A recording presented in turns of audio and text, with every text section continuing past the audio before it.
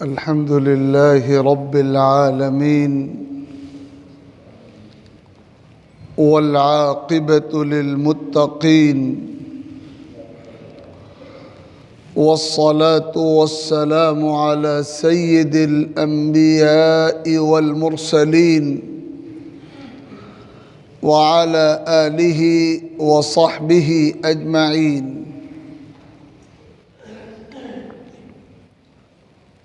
أما بعد فأعوذ بالله من الشيطان الرجيم. بسم الله الرحمن الرحيم.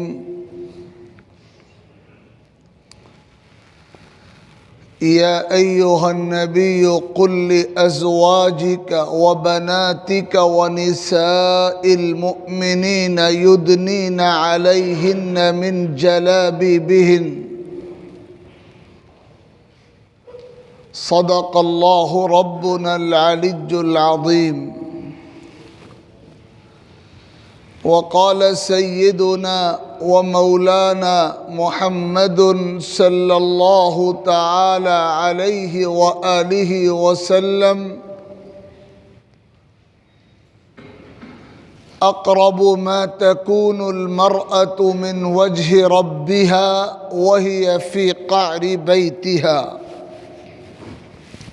صدق رسول اللہ صلی اللہ علیہ وسلم.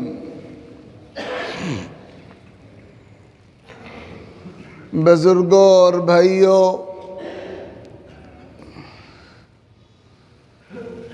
آپ سب کے علم میں ہے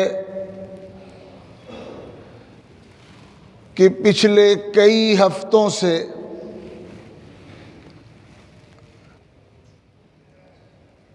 حجاب اور پردے کا مسئلہ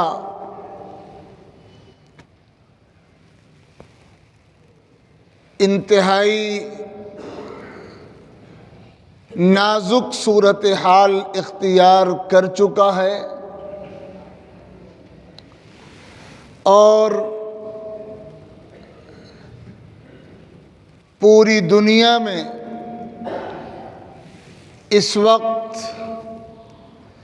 اس مسئلے کی گونج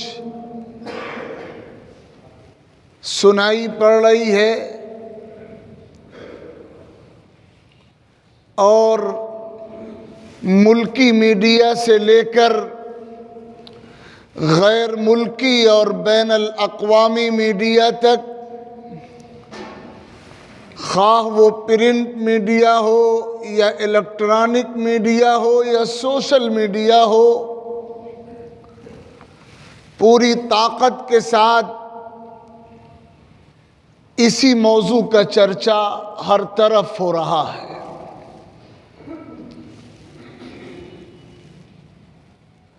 کرناٹک کے ایک علاقے سے یہ مسئلہ ایک چنگاری کی شکل میں شروع ہوا اور پھیلتے پھیلتے اور بڑھتے بڑھتے آگ کے خطرناک شعلے کی شکل اختیار کرتا ہوا پورے ملک میں اور ملک سے باہر دیگر علاقوں تک پہنچ گیا، اور ایک طبقہ جو ایسے موقعوں کی طاق میں رہتا ہے، بلکہ اگر باریکی سے دیکھا جائے تو اس طرح کے مواقع کے پیدا ہونے اور ظاہر ہونے میں اسی طبقے کے افراد کی سازشیں کار فرما ہوتی ہیں، تو جو طبقہ ایسے موقعوں کی طاق میں رہتا ہے اس نے حسب عادت اپنی روایات کے مطابق اسلام کے خلاف، تعلیمات اسلام کے خلاف، اسلام کے نظام اور خاص طور پر معاشرتی نظام کے خلاف زہر اگلنا شروع کر دیا، اور خاص طور پر ٹارگٹ بنایا گیا اس بار اسلام کے ان احکام و قوانین کو جو پردے سے متعلق ہیں، حجاب سے متعلق ہیں اور جو اول سے لے کر آخر تک انسانیت کے لیے سراسر رحمت کا سامان ہیں۔ جب اس طرح کی صورتحال پیش آتی ہے اور اسلام کے کسی بھی قانون کو باطل پرست طاقتوں کی طرف سے ٹارگٹ بنایا جاتا ہے، آپ کو یاد ہوگا پچھلے کئی سال پہلے طلاق کا جو قانون ہے اس کو ٹارگٹ بنایا گیا تھا، اور قانون سازی اسلام کے قانون کے سراسر خلاف کر دی گئی تھی۔ اور اب پھر یہ موقع آیا کہ اسلام کے حجاب کا نظام، پردے کا نظام نشانے پر ہے، اور معاملہ اسکولوں اور کالجوں سے آگے بڑھ کر بازاروں اور ریلیوں تک، اور اس سے بھی آگے بڑھ کر ان عدالتوں تک پہنچ چکا ہے جن عدالتوں سے اس سے پہلے ایسے قوانین صادر کیے جانے کا تجربہ ہو چکا ہے جو قوانین اسلام کے قانون سے اور اسلام کے نظام سے ٹکرانے والے قانون ہیں۔ اونٹ کس کروٹ بیٹھے گا، فیصلہ کیا آئے گا، یہ مستقبل کا موضوع ہے، لیکن میں آج کی اس مجلس میں آپ کے سامنے جو بات عرض کرنا چاہتا ہوں وہ یہ ہے کہ جب اس طرح کا کوئی بھی موقع آتا ہے تو ایک رخ تو ان افراد کا ہوتا ہے جو اسلام کو ٹارگٹ بنانے کا مشن لے کر زندگی گزارتے ہیں، وہ غیر مسلم، وہ فرقہ پرست اور اسلام کے تعلق سے اپنے سینوں اور دماغوں میں غلط سوچ رکھنے والے لوگ، جن کا اپنا کام ہوتا ہے اسلام کے نظام کو بدنام کرنا، منفی نیگیٹو پروپیگنڈا مہم چلانا اسلام کے خلاف۔ ایک طبقہ تو یہ کام کرتا ہے۔ افسوس یہ ہوتا ہے کہ ہم مسلمان جو کلمہ گو ہیں اور جو اپنی زبان سے اعلان کرتے ہیں قرآن پر ایمان کا، اپنی زبان سے اعلان کرتے ہیں حدیث و سنت پر ایمان کا، اپنی زبان سے اعلان کرتے ہیں شریعت مقدسہ کو ماننے اور فالو کرنے کا، ہم میں سے ایک بڑا طبقہ وہ ہوتا ہے جو اس طرح کی صورتحال میں عجیب و غریب کشمکش کا شکار ہو جاتا ہے، اور پھر کہیں نہ کہیں ایسے لوگوں کی زبانوں سے یا ان کے طرز عمل سے تائید ہونے لگتی ہے، حوصلہ افزائی ہونے لگتی ہے، موافقت ہونے لگتی ہے ان لوگوں کی جو اسلام کے ایسے قوانین کو متہم اور بدنام کرتے اور نشانہ بناتے ہیں۔ اگر آپ جائزہ لیں کتنے ایسے لوگ ہیں جو نام نہاد مسلمان ہیں، اپنے مسلمان ہونے کا دعویٰ کرتے ہیں، لیکن پردے کے موضوع پر حالیہ دنوں میں ان کے جو بیانات ہیں، ان بیانات میں کہیں سے لے کر کہیں تک اسلام کی کوئی نمائندگی نہیں ہے، قرآن کی کوئی نمائندگی نہیں ہے، حدیث و سنت کی کوئی نمائندگی نہیں ہے۔ وہ مرعوب ہیں، نفسیاتی طور پر مرعوب ہیں، اور مرعوبیت کے عالم میں چلو تم ادھر کو ہوا ہو جدھر کی، وہ انہی لوگوں کے سر میں سر ملانا شروع کر دیتے ہیں اور انہی لوگوں کی باتوں کی تائید کرنی شروع کر دیتے ہیں جن کا کام ہی ہے اسلام کو متہم اور مطعون کرنا، ٹارگٹ بنانا، نشانہ بنانا، ہدف بنانا۔ یہ طبقہ ہمارے درمیان ہے۔ اچھا، دوسری طرف مسلمانوں کی اکثریت ان افراد پر مشتمل ہوتی ہے ایسے معاملات میں جو اسلام کے قانون کے برحق ہونے پر تو ایمان رکھتے ہیں۔ اگر ان سے پوچھا جائے کہ پردے کے سلسلے میں آپ کیا رائے رکھتے ہیں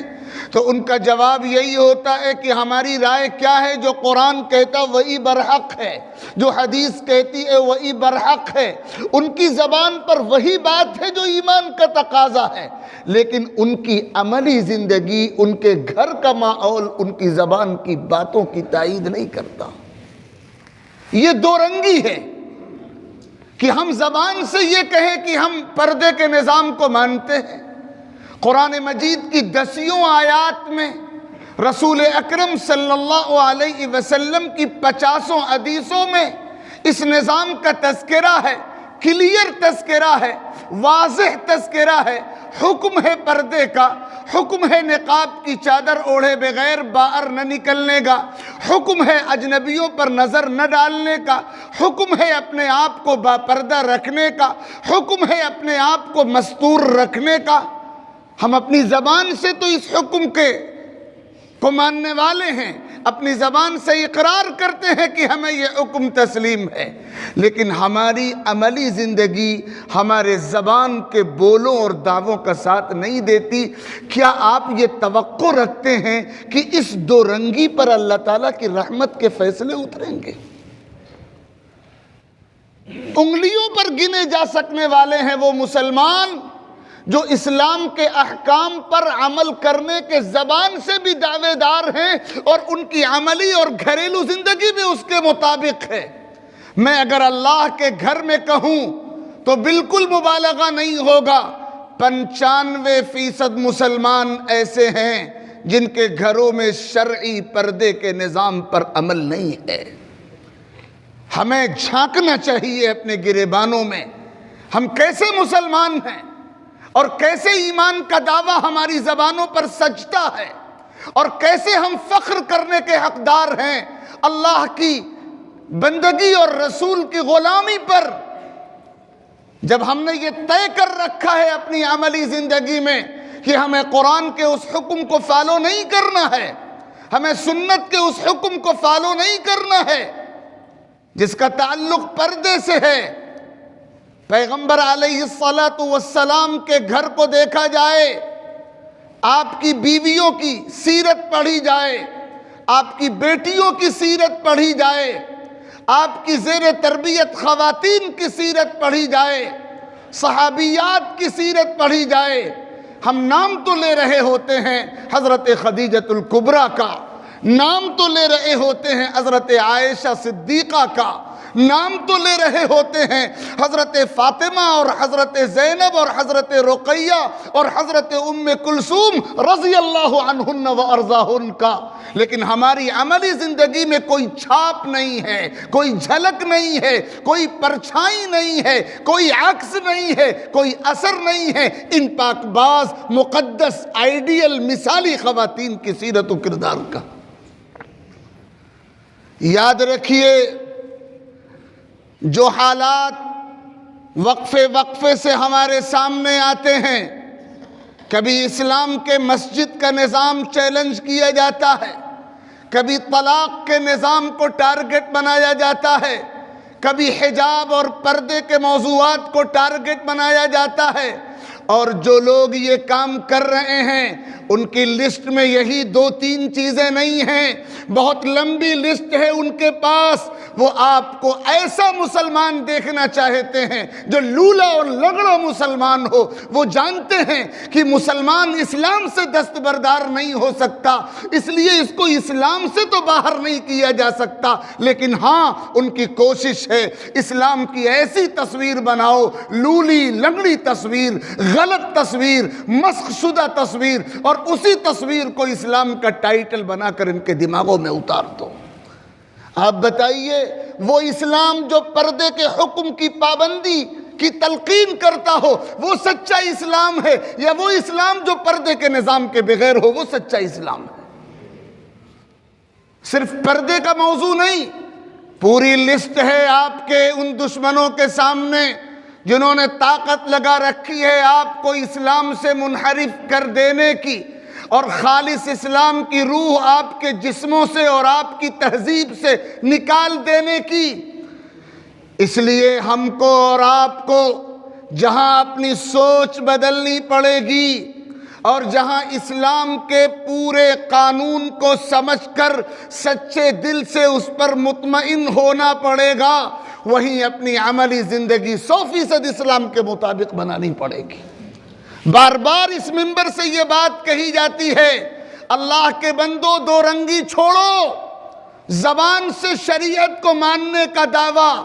اسی وقت اللہ کے دربار میں معتبر ہوگا جب عملی زندگی میں اس کی جھلک ہوگی۔ آپ زبان سے دعویٰ کریں شریعت کو ماننے کا اور عملی زندگی 100% اس کے خلاف ہو، تو آپ کیسے یہ امید رکھ سکتے ہیں کہ اللہ رب العزت آپ کے اس طرز عمل پر راضی ہوں گے؟ اس لیے میں دوبارہ یہ بات سہبارہ آپ کی خدمت میں مکرر اور سکرر آپ کی خدمت میں یہ بات عرض کرتا ہوں، اللہ کے واسطے دو رنگی سے توبہ کیجئے۔ کیا اب بھی وقت نہیں آیا؟ کیا اب بھی آزمائشیں اور حالات کا زہر اس رخ تک نہیں پہنچا کہ ہم باز آ جائیں اپنی کوتاہیوں سے اور لوٹ آئیں شریعت کی طرف، لوٹ آئیں اللہ کے نظام کی طرف؟ مشکل ضرور ہوگی، پریشانی ضرور ہوگی اور بے شمار دشواریوں کا سامنا ضرور کرنا پڑے گا، لیکن میں عرض کرتا ہوں اپنے آپ سے بھی اور آپ سے بھی کہ خدا کے واسطے قسم کھا کر اللہ کے گھر میں عہد کر لو کہ اپنے گھر میں شرعی پردے کا نظام قائم کرو گے، اپنے گھر میں شرعی پردے کا نظام قائم کرو گے۔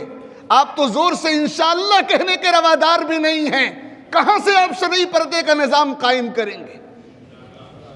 جو حکم قرآن دے رہا ہے، جو حکم سنت دے رہی ہے، اس حکم میں اگر مگر کی کوئی گنجائش نہیں ہے۔ یہ منافقوں کا طریقہ ہے، یہ مجرموں کا طریقہ ہے، یہ پست ہمت لوگوں کا طریقہ ہے، یہ اللہ کے ساتھ فراڈ کرنے والوں کا طریقہ ہے، یہ نبی کے ساتھ بے وفائی کرنے والوں کا طریقہ ہے کہ وہ حجاب کے حکم کو زبان سے تسلیم کریں، عملی زندگی میں اس کو فالو کرنے کے لیے تیار نہ ہو۔ یاد رکھیے، اگر ہم اپنے عمل کو درست کریں گے تو باہر کی بہت سی مداخلتیں خود بخود دم توڑ جائیں گی۔ باہر کی مداخلتوں کا موقع اسی وقت باہر والوں کو ملتا ہے جب ہماری عملی زندگی میں شریعت کا وہ حکم نافذ نہیں ہوتا۔ اس لیے جو قانونی کوششیں ہو رہی ہیں وہ بہت مبارک ہیں، اور جن بچیوں اور خواتین نے مخالف آلات کا مقابلہ کر کے پردے کے نظام پر قائم رہنے کا اعلان کیا ہے، اللہ تعالیٰ ان کے حوصلے کو سلامت رکھے اور ان کو بیش از بیش جزائے خیر عطا فرمائے۔ لیکن ہمارا کام یہ ہے کہ ہم اپنے وجود پر، اپنے گھر پر شریعت کی حکمرانی قائم کریں، شریعت کی حکمرانی قائم کریں، اور ساتھ ہی ساتھ ہم میں سے جن لوگوں کے سرکل میں غیر مسلم برادران وطن ہیں، ان کے ذہنوں میں جو مغالطے پیدا ہو گئے ہیں، ان مغالطوں کو دور کرنے کی فکر کریں اور ان کے ذہنوں کو صاف کرنے کی فکر کریں۔ پردے کا نظام کس طرح عورت کی نسوانیت اور عورت کی عظمت اور عورت کی آبرو کا محافظ ہے، اور کس طرح سماج کو پاک رکھنے کا ذریعہ ہے، اور کس طرح نسلوں کو آوارگی سے بچانے کا ذریعہ ہے، اور نسلوں کو راہ راست پر برقرار رکھنے کا ذریعہ ہے، یہ حکمتیں پورے طور پر ان تک منتقل کی جائیں۔ یہ کام ہم سب کے کرنے کا ہے، جس کا جیسا سرکل ہے، جس کا جیسا دائرہ ہے، یہ کام ہمیں کرنا پڑے گا۔ حالات بہت تیزی سے تبدیل ہو رہے ہیں، خطرات چاروں طرف سے منڈلا رہے ہیں، مطمئن ہو کر بیٹھ جانے کا، عافیت کی نیند لینے کا موقع اب نہیں رہا۔ اللہ ہمارا محتاج نہیں ہے، ہم اس کے دین پر نہیں چلیں گے، ہمیں کچرے میں ڈال دیا جائے گا۔ اللہ ایسی قوم پیدا کرے گا جو اس کے دین کے سپاہی ہوں گے۔ اس لیے اللہ کے واسطے اپنے آپ کو سدھارنے کی فکر ہم کریں۔ قرآن کہتا وَإِن تَتَوَلَّوْا يَسْتَبْدِلْ قَوْمًا غَيْرَكُمْ ثُمَّ لَا يَكُونُوا أَمْثَالَكُمْ۔ اگر تم باز نہیں آؤ گے، اگر تم نہیں سدھرو گے، اللہ تم کو ختم کر کے دوسری قوم کھڑی کر دے گا۔